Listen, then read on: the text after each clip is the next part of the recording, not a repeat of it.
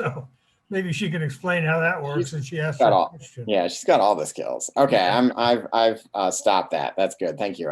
I should have done that earlier. Okay, Maritza, go ahead and tell Yeah, us how you got your electronic hand up there first. it's in the chat function, and so you hit the chat on the bottom of the screen and you can raise hand and lower hand.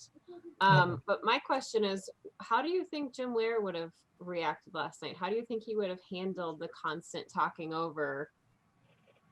I think he would have really struggled because Jim, it was the sort of consummate Southern polite guy who grew up in Kansas and Texas, and he was really criticized in the last debates he moderated because he didn't do enough to drive the bus. Like he didn't force himself in there. And I mean, Chris Wallace was like a salmon trying to get, spawn, right? He was fighting up the river the whole debate.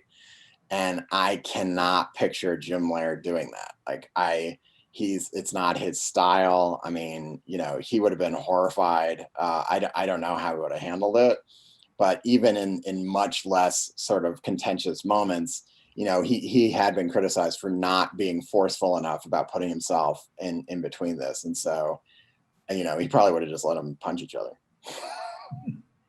So then my follow-up to that is, moving forward, I was texting with someone at NBC and they said, I weep for Welker because Kristen Welker is going to do this. And I don't know if she's next or third, but what moving forward, if you were the debate moderator preparing for the next one, what would you do? So I would say, so if you bailed early on the debate, which is totally understandable and probably emotionally healthy, you may not have noticed, but later in the debate, other than this really horrible moment where the president was attacking Hunter Biden and they were just yelling at each other, it was ridiculous. There were periods of that debate where they actually kind of reined it in and they behaved themselves a little bit and they stopped completely going over each other. But it was a real slog to get to those, 40-second gaps where people weren't yelling at each other. He did get there, but I mean, I think what will be so striking is when you look at the vice presidential debate, which will be almost nothing like what happened last night. I think it'll be a very traditional debate, right? Like, I mean, there'll be contention, they are deeply different politicians, but they are pretty traditional politicians. And so I think what you're going to see on I forget what it's October 7th. No, that's the next presidential. Whenever you see the vice presidential debate, I think it's going to feel more like, oh, okay, this is what these are supposed to be. I think, Bill, do you have a question? Jim Harmon. Oh. Jim Harmon.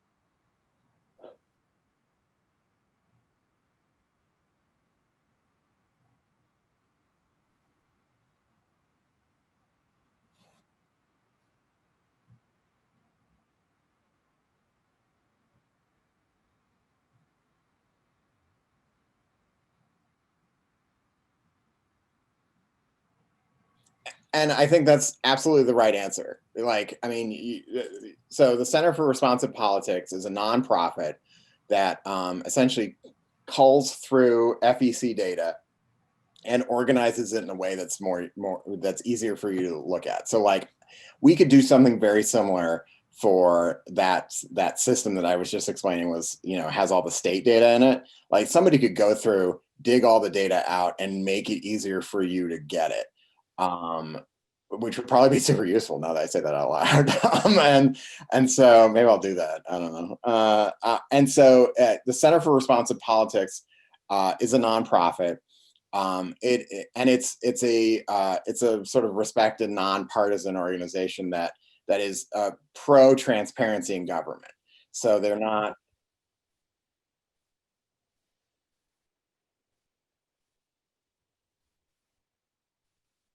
Sure.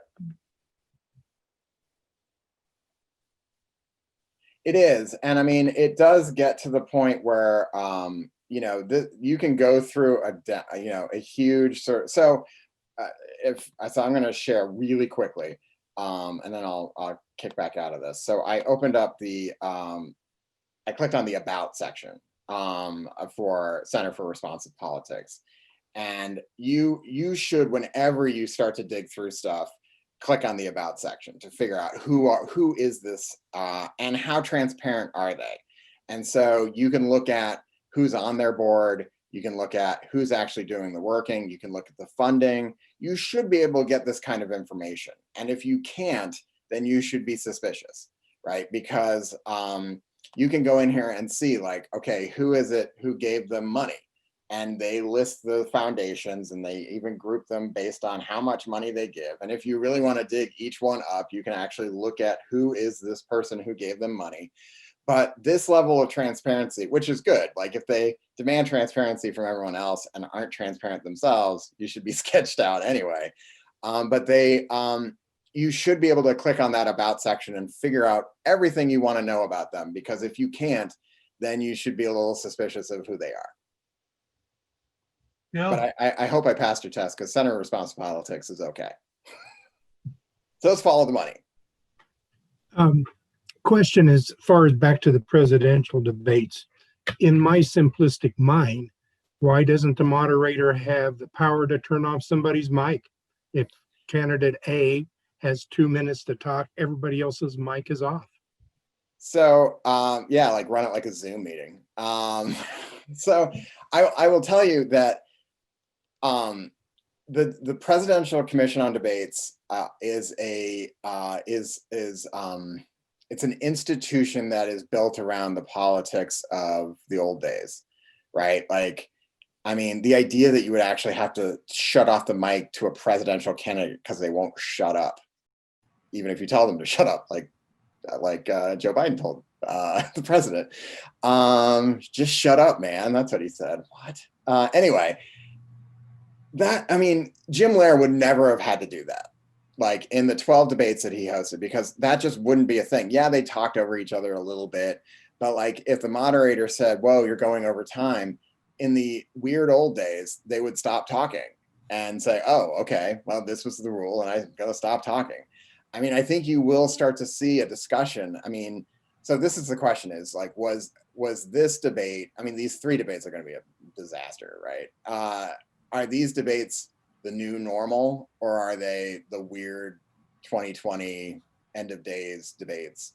And, you know, like, let's see what happens at the vice presidential debate. Like, if it's a disaster too, then I think you are going to start to see the commission sort of look at, like, what are these rules? Because the rules are really rigid for this presidential debate. Like, they are not, I think you could do that for the primary debates, but when they get to the presidential stage, there's sort of like this commission that runs it is another nonprofit. It's actually fun. That one has some funders that are more interesting, but they just run the debates. That's all they do, and so they try to run it in a nonpartisan way because these debates are seen as so important. But I think you might see them have to evolve the debates if this is how people behave. If this is the new way we do politics, then the commission will have to change. Because I mean, that was just crazy. Sandy?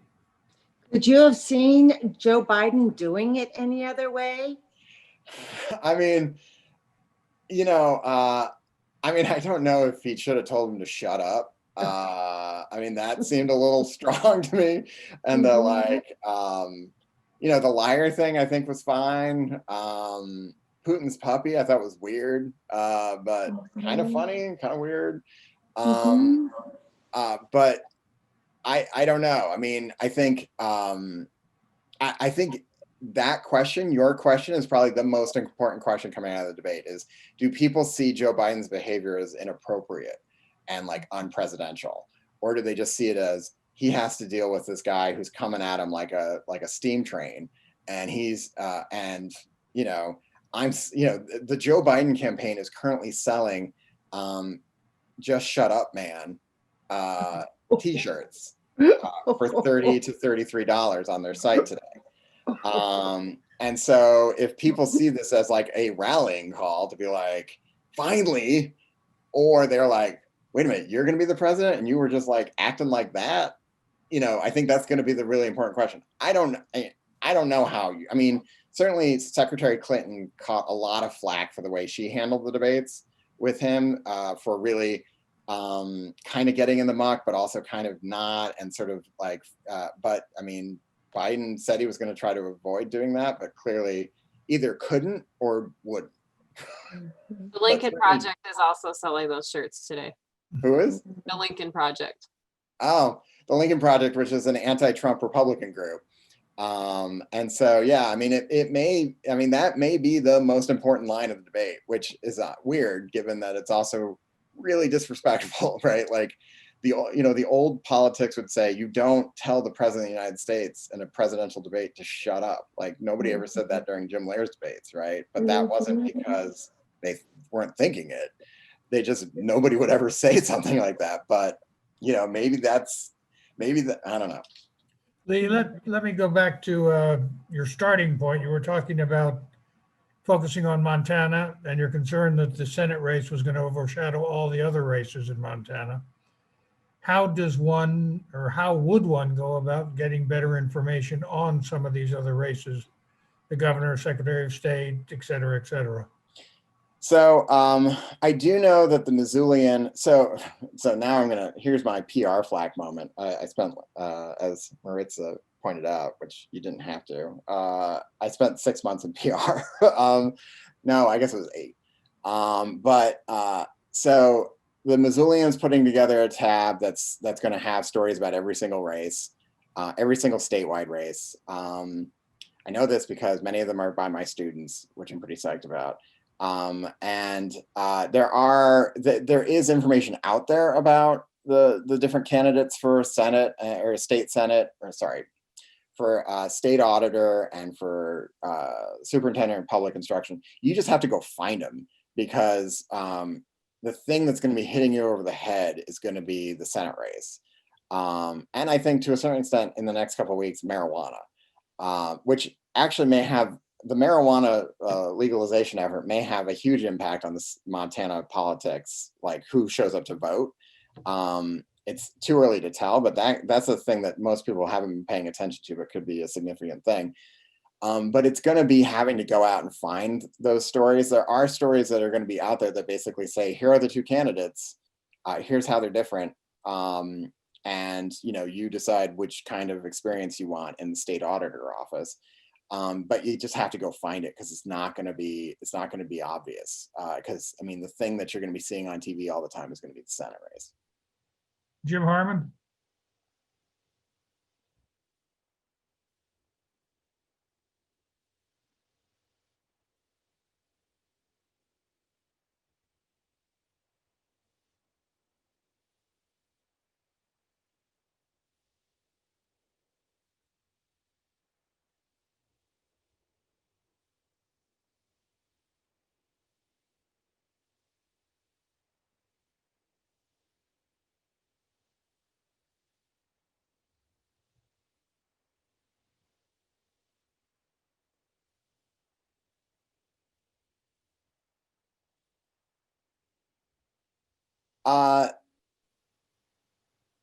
Historically, no. So it's interesting. So the first presidential debate, I'm sure 1960. I mean, there were a couple primary debates on radio in the 40s, but the first televised presidential debate was the Kennedy-Nixon debate in 60. And after that, obviously President Kennedy was assassinated, and then President Johnson ran for re-election. And he was like, I am absolutely not doing a debate. Like, there is no way I'm going to get on a stage with Barry Goldwater. I won't do it. And he had the authority and the power, and the debates were new enough that was fine. Like, they went away. And so there wasn't one in 64. There wasn't one in 68. There wasn't one in 72. And it wasn't until, frankly, Watergate and President Ford, everybody had been pushing for debates. The challenger always wants to debate. Historically, this is a little bit different this time. And so, because the president or the incumbent has huge advantage, And so the incumbents in 64, 68, and 72 were like, I am not going to debate you on TV. And then when Ford was running for re-election after Nixon had to resign, Ford was like, I'm way behind, so I will debate. And so, because everyone hates me because I pardoned Nixon. And so he said he would do a debate. And so Carter and Ford did the debate in 76. Carter then did the debate again in 80, which he didn't have to do, but felt like he was also trailing Reagan at that point. And so, it sort of built momentum. And so now it's become the norm that debates happen, because especially at a time when most of our political information comes through political ads or social media, that debates are these one moment where they're going to actually face each other, not just speak to a crowd, but actually see the person that they're going to talk to. And what has historically happened, although I don't think happened last night, is one of the weird outcomes of presidential debates are the people who watch, who support one candidate, usually come out of a debate less freaked out about the opponent, right? Because that typically they act presidential. And so like the idea that, I watched the debate between President Obama and Mitt Romney comes in and does well. He's not some kind of crazy whatever that I thought he was based on my social media feed. He's actually thoughtful about these issues. And so, not that they're going to go change their mind and vote for the other guy, but they are they have historically been like, actually, if that guy wins, it's not the end of days. And so it's had this sort of moderating effect on the view of the opposing candidate. But obviously this was so there's, political scientists like to put data around all this crap stuff, and say that it's, we'll analyze the data. There aren't enough of these, right? Elections, presidential debates, any of these things to sort of be able to say, well, actually a president could not do this and get away with it, because there just, there aren't that many debates. There aren't that many campaigns, thank God, it turns out.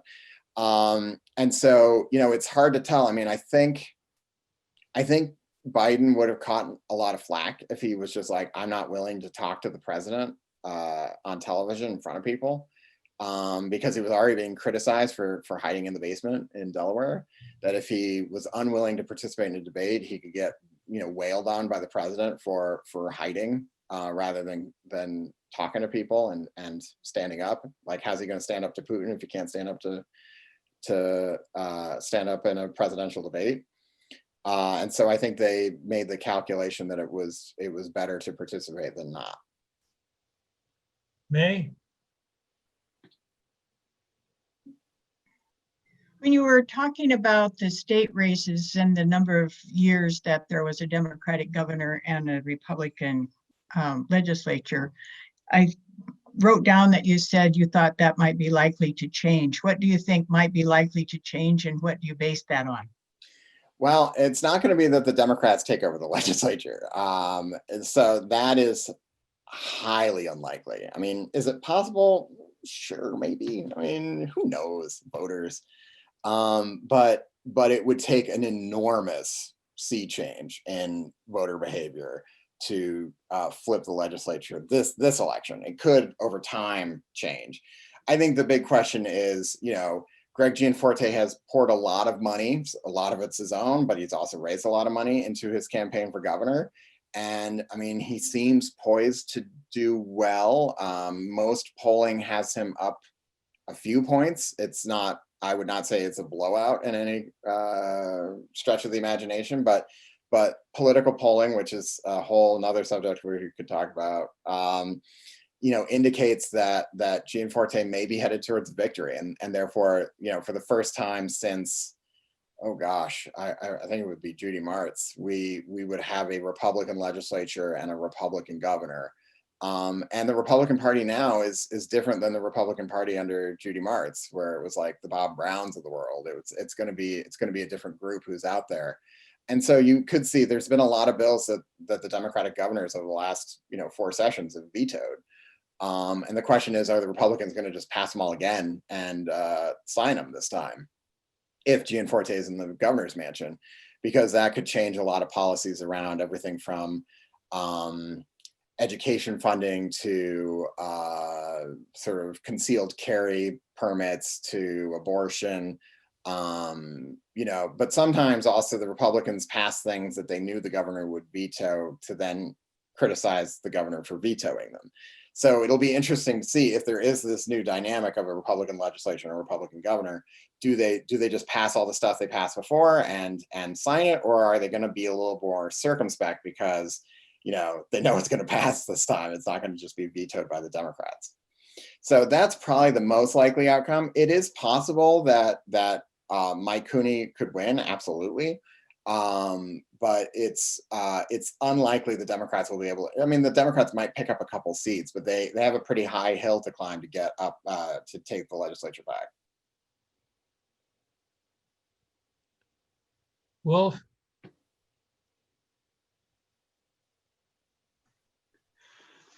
You mentioned earlier that for the Senate race, there will be roughly $80 million spent just in the state of Montana. My question is, with the electorate being fairly stratified as it is, both in the state and the country, how effective is it to spend that much money, or are you forced to spend that much money because the other side does? I mean, is it like a financial arms race? It's absolutely a financial arms race. So after Citizens United, a lot of the money. So it's so funny that the two Senate candidates debated on Monday. God, it's only Wednesday. Oh, all right. The two Senate candidates debated on Monday, and they were criticizing each other for accepting corporate PAC money, right? And they went after each other a bunch about this. And what was so funny to me anyway was they were talking about like $3 million here or $2 million there, or, hundreds of thousands of dollars from a big pharma. But when you look at who's really spending the money in this state, it is not. I mean, yes, the candidates are spending a ton of money, but it's these outside groups that anybody can give any amount of money they want to, and we don't know who gave them the money. It's these dark money groups where they are also a nonprofit, but they don't have to tell you who their donors are, and they're running educational ads. So, like that ad against Steve Bullock is not a campaign ad. According to the state law or according to federal law, because what it didn't tell you to vote against Steve Bullock. It just told you that Steve Bullock has bad judgment. And you should think about that before sending him to Washington. I mean, maybe that one is a campaign ad now that I think about it, but it's a fine line. If all you do is say that this person is, bad, it may be considered an issue ad, and therefore somebody could donate. Sheldon Adelson is pouring, millions of dollars into Republican ads, and you don't know he's doing it. He's the guy out of Las Vegas, because his groups don't have his name on it. And they don't have to tell you that that's where their money came from. And there are Democratic groups like that North Fund who's funding the marijuana legalization effort. I mean, we don't know who's funding that. So there is a financial arms race, but your other question is, does it really change anybody's mind, right? And there's a lot of discussion in political science circles about whether that's what it's about at all anyway, because there's this not myth, they exist. They're fascinating. They're the people who voted for Donald Trump for president and Steve Bullock for governor. And you're like, who are you? Like, I mean, and it's not, I don't mean that in a judgy way. I'm like, I have split tickets as a voter, right? But like, why do you do it is a really important question. So so that's one thing, right? Which is, can you get somebody to vote for, who's going to vote for President Trump to vote for Steve Bullock for Senate? Or who's going to vote for Joe Biden, who's going to vote for Steve Daines? And if you can do that, then yes, these ads are trying to push it. But I think what actually tends to happen more is it's about getting the people who are going to vote for you to definitely vote for you, right? So the way you do that is partially by saying, yeah, Steve Daines is a great guy, but it's also partially about saying Steve Bullock is a monster and you have to stop him. And so you need to make sure you vote. And so a lot of this election is going to be about getting people to fill out that ballot and send it back. And so a lot of these campaign ads are more about driving up turnout or softening the support of your opponent, right? And so that's what those ads are about. It's about, like Sarah saying, like, I'm not even gonna vote in that Senate race because I'm sick of both of them. But if I was gonna vote for Steve Bullock and I didn't, then Steve Daines, that's a win for Steve Daines.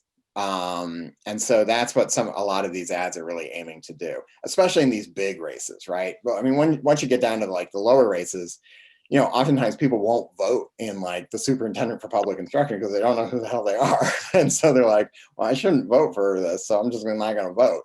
So when you get to those lower races, it's about actually getting your name out there, getting who you are, so that people will cast their vote.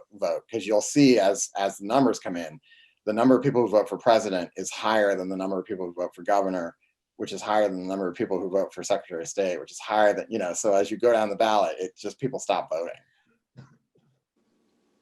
Sandy? Do you see anyone doing an ethically good job? Like as a, like in government or in journalism? And in advertising? Oh, in advertising.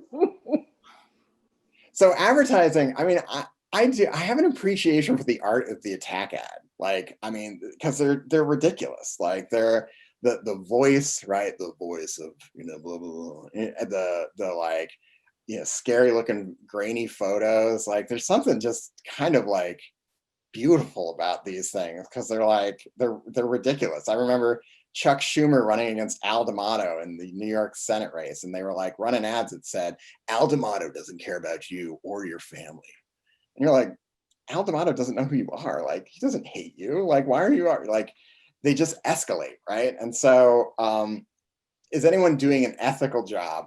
I mean, I will say the rules around political advertising require you to have sources. And so like, so I got in touch with the Club for Growth Action to confirm the stuff they accused, in this case, it was Kathleen Williams in an ad about. And I was just like, I can't find these votes that you're citing. And I messaged them through their website and I was like, this is never gonna work. And in like 10 minutes, they came back to me with, here's the script, here are the elements, here are the accusations. And it checked out, right? I mean, it wasn't totally, it was a bit misleading, but it wasn't made up. And so the ads are actually one of the most sort of like trackable things.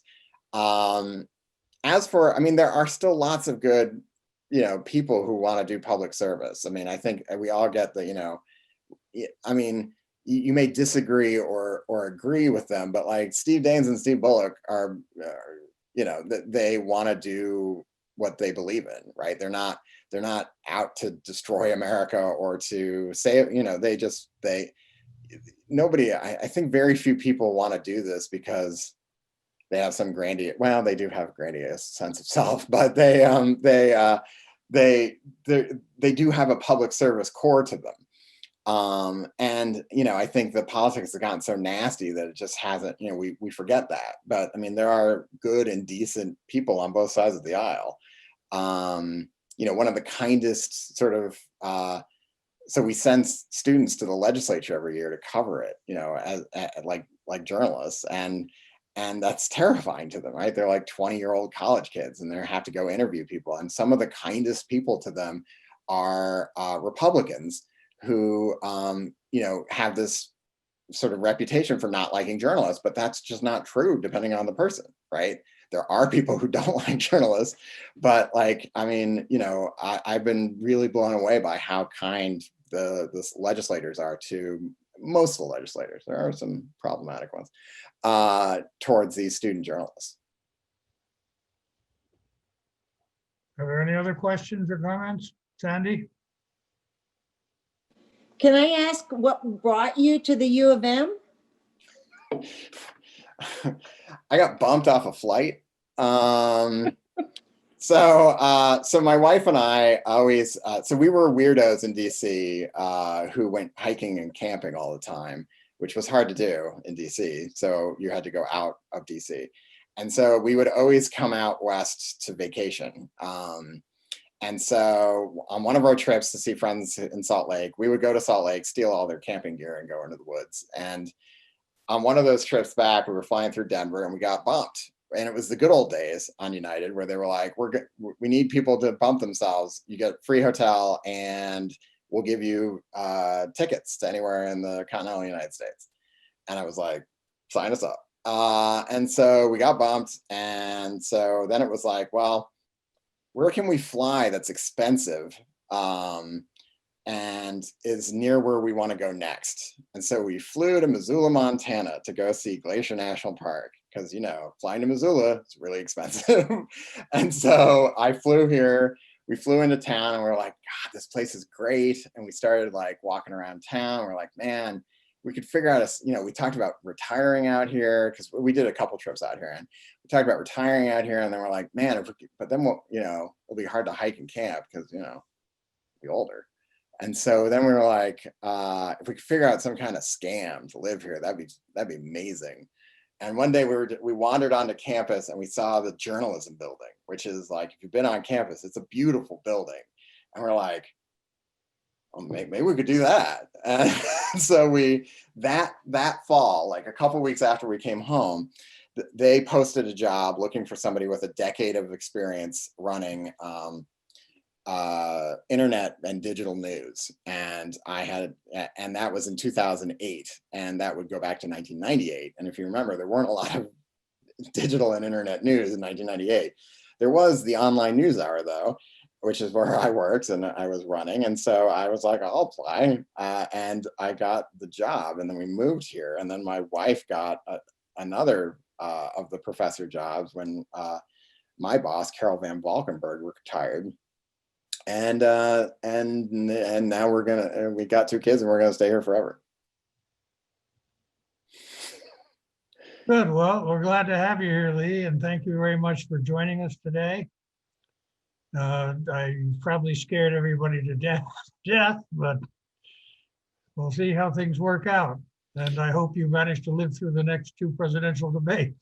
I hope we all do. And I hear that, when you guys get back together and there's like a big tray of bacon, I'm going to be there. We'll give you an invite. Don't Yeah, worry. I'll come back and we can talk about what the hell happened. Okay, good.